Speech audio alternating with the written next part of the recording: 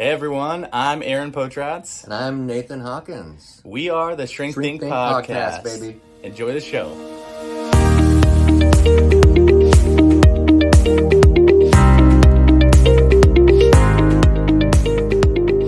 other thing is, like, if we hit record or whatever, stop, and then if, like, let's just say the camera happens to be over here and you get up, it'll be like, oh look, there's my booty. Yeah, no, that will happen. I know that. Yes.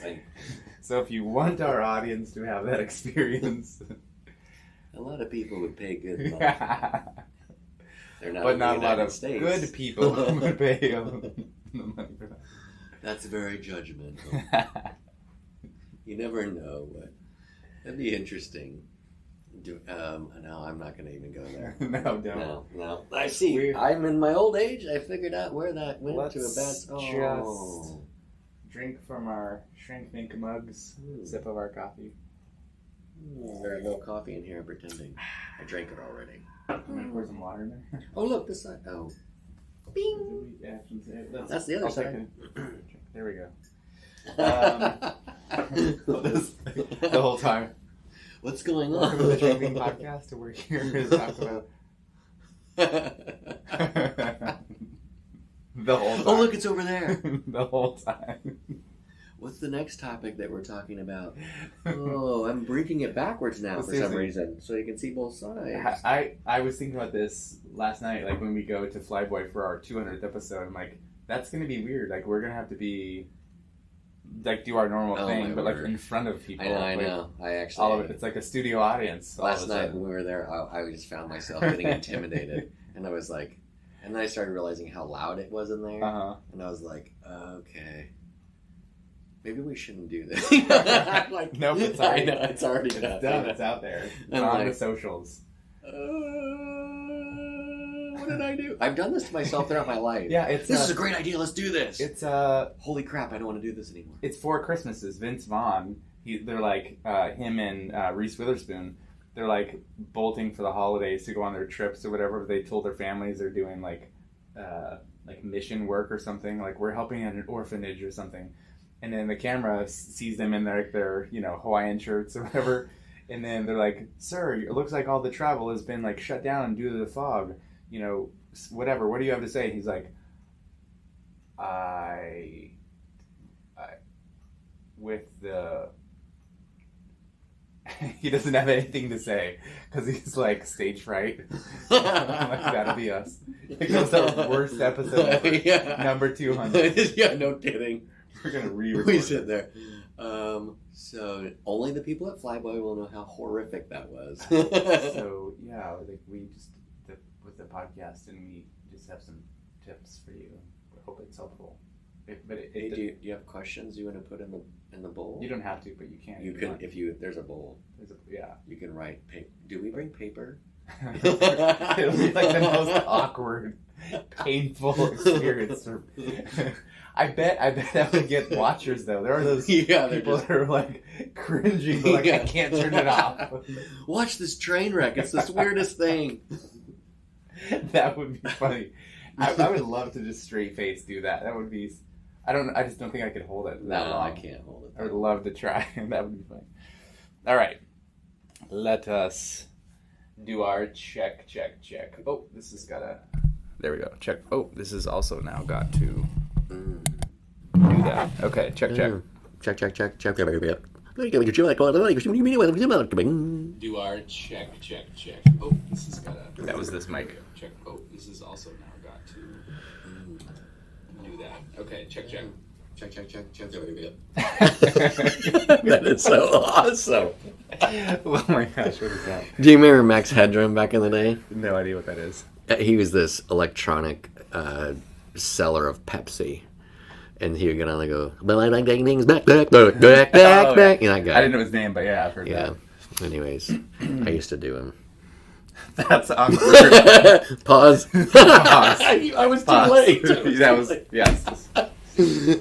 You heard it first here on the Shrink Think Podcast. I've made sweet connection with an electronic. This is a perfect time to introduce Nathan, would you like to come out and tell us all Pause. what you... Let's get going before this becomes a real train wreck. Oh, no. Okay.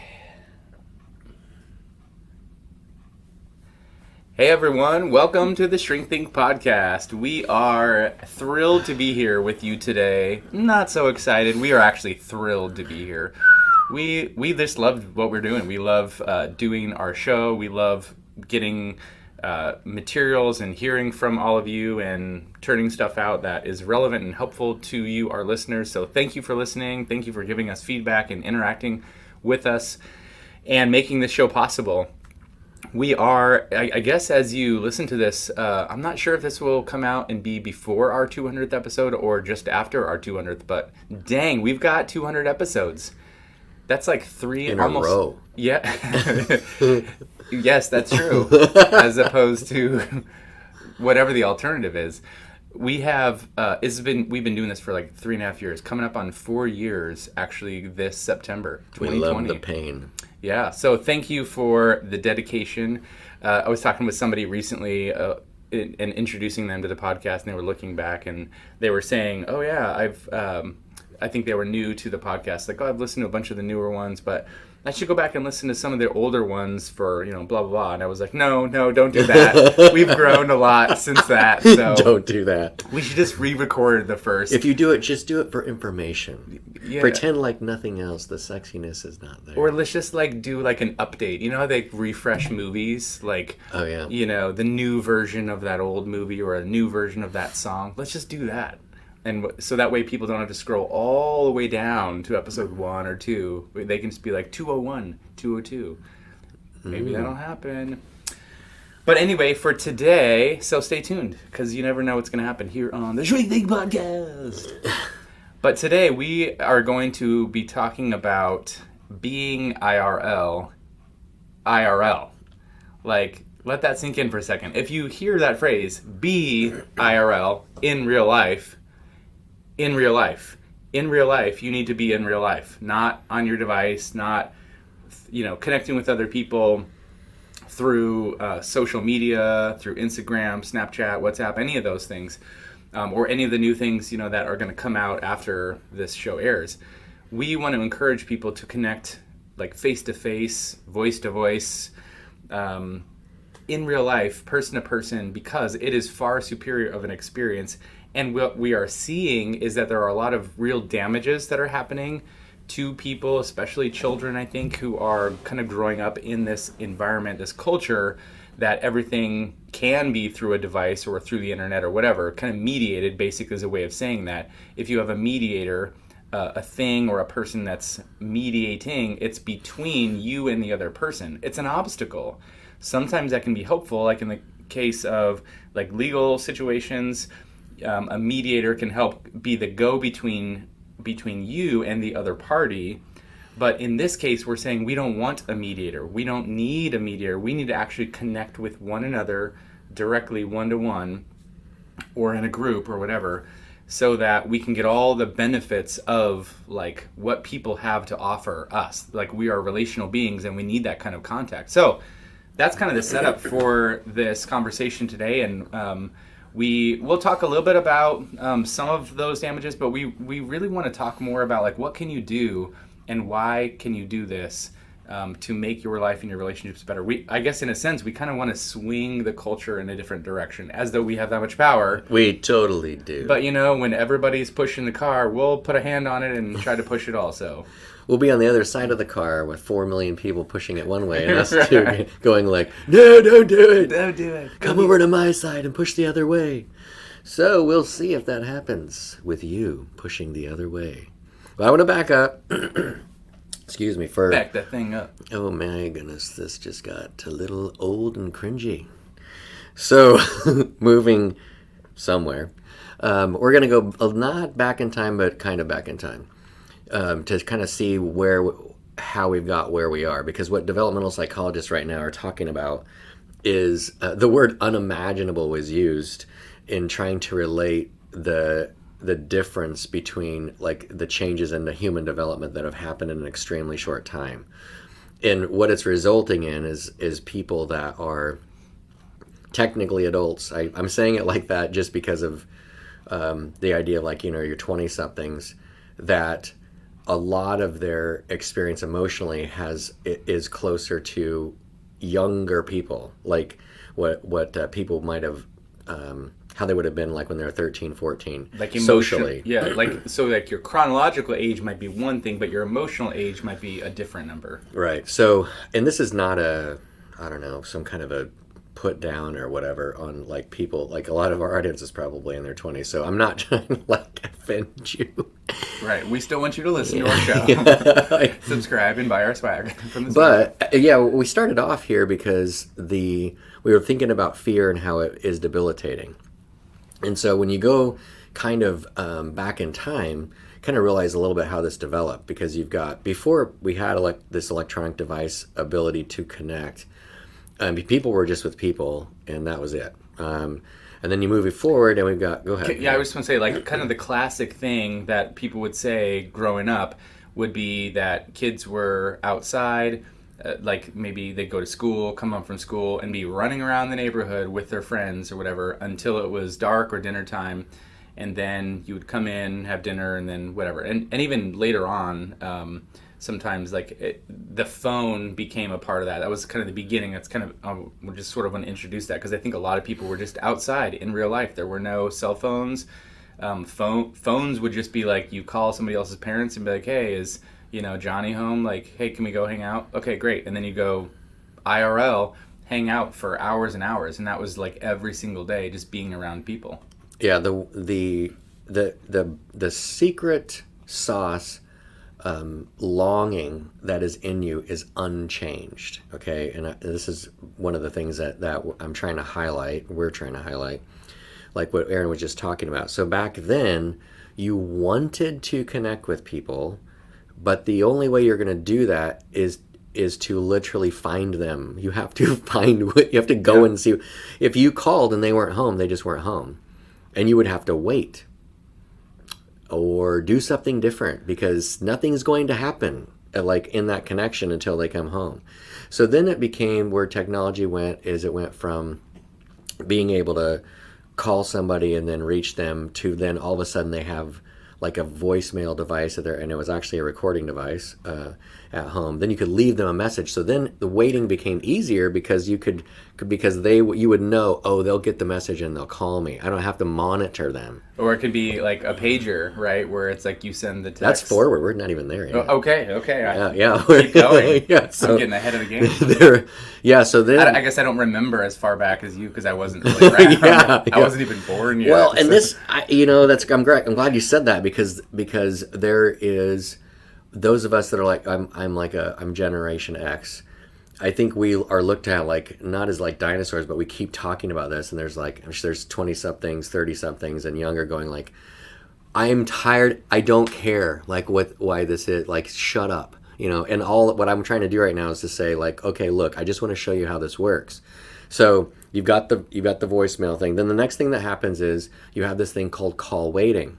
So now you can talk to somebody, and then you could call them on the phone, and you will get through. And even if they're talking to someone else. And you just give them the hand. Hold on, call waiting. I'm going to answer this and talk to Shanae. Yeah, so what's happening is you are less likely to miss a connection that you want, right? Because your drive is to connect with people. So it's like, oh, less and less likely. Ooh, this is awesome, right? And so things keep moving forward. Then we get this cell phone thing, the pager thing. Everything starts to blow up. And the other thing that's co-occurring in this that we are getting yelled at as kids is playing video games all the time. You have your friends over, but when you have your friends over, 1 or 2 people are playing the video game, and you got 6 other people watching. So everybody is in the same room. You've got the connectedness of everybody laughing about somebody else's mistakes. Yeah, or in real time. Yeah, or like helping figure out, how do you beat the level 4 boss, or like what's the combo to beat, Mike Tyson's Punch Out, each whatever. Right. It's like, but everyone's in the same room, sort of talking IRL, making jokes, eating chips, all that kind of stuff. And a lot of soda pop. Yeah, it's a hangout. So the discomfort that you had was you wanted to be connected, and you experienced discomfort waiting for the connection. Okay, so So it's a different vibe. So anyway, things keep going, cell phones go, and then it becomes slowly easier to do that connection. You no longer have the discomfort of doing the connection because you now have a device. If we're skipping forward like 10 years, where you can seemingly, there is no more like waiting with that. It is over. And now the discomfort starts to switch over time because you become less connected but simultaneously connected to the world. So less connected to people but still connected to the world. It's like you might say you are less connected directly to people because it's through all these mediated devices or forms of communication, but you are more available to be connected or more frequently connected in a different sense because you can get those alerts and those reminders, those messages all the time through any channel. And you can consume whatever you want to consume information-wise, literally. I mean, YouTube and like trying to learn how to do something. I mean, you used to have to talk to a friend or you'd find somebody that like, oh, maybe they know how to do this. And that was it. If you didn't know the person knows how to do it, then I guess you're not doing it. Yeah, you ask somebody around, like, hey, do you know if somebody knows how to blah, blah, blah? And then you get it, you call them, like, hey, come on over, will you help me with this? That was like the old way of doing things. And you might like make a friend or make a connection with that person and have lots of conversation. Now, all of that is kind of replaced by you're watching something or several videos on YouTube of like, how do I do this? How do I do that? And so in a sense, we're consuming more, but I didn't actually engage with somebody. It's not like I messaged the author of a video where I like had a chat with this person and now we're connected. I was watching the person do this. Right. And what slowly happened in there, and maybe it's faster than I'm saying, is who cares? They don't care. Like they didn't care about doing the connection. They wanted the information. So the discomfort switched to, why should I slow down? Like I want to get this thing, or I want to listen to this, or I want to learn this, and I can do that right now.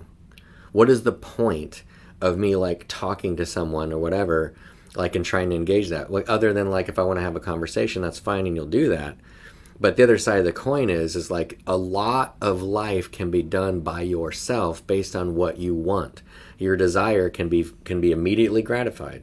And even there's a switch that's happened from kind of the main thing, or the point, maybe you could say, of life being connections and relationships, to with all this technology and these mediated situations, you can get stuff done, and all of a sudden relationships and connections fall off as less important. Right. And so what's happened is the discomfort has switched to actually having to connect. You don't want, nobody wants to, and you have the perfect excuse not to. But what's happened is that's actually become at a major cost to you. Like if that's you, your social anxiety has absolutely exploded. And what's happening is people are, the way that you respond to that is, okay, cool, I'm actually just going to keep doing this. And so the discomfort happens at every point that somebody reaches out to you. Now the first thing you feel is anxiety, you don't want to do it, that kind of thing. So what we're talking about is you actually can experience a dramatic lowering of anxiety and a lot of maturity just by being with people. Just literally by being with them. Because what's happening when you're telling me right now, like, well, I am with people, I get on Zoom or I get on video or whatever, we communicate over 90% is nonverbal. So, I do see them. Nope, you're not seeing their whole body, bro. And not only that, you're not having an eye-to-eye, face-to-face conversation because you're looking on your screen where they are, not into their eyes. And I will tell you, as therapists, clinicians who work with people, 8 to 10 hours a day, so we are literally spending that much time with people, and we've got a variety of connecting with people in real life, who are coming to our office, versus some people who maybe they are remote, they live somewhere else in the state or whatever, so that can still be a benefit, but there's a significant difference in the energy and the impact and how you feel when you connect with people face to face versus when you are over a screen. You get like the screen fatigue, your eyes feel a certain way or whatever.